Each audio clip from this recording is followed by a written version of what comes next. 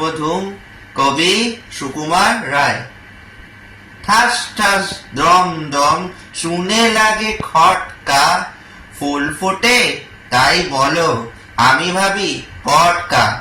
সাই সাই পন পন ভয়ে কান বন্ধ, ওই বুঝি ছুটে যায় সে ফুলের গন্ধ।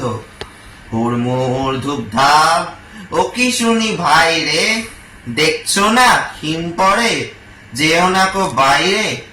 চুপচাপ ওই শোন ঝুপঝাপ ছপাস, চাঁদ বুঝি ডুবে গেল গপ গপ গপাস।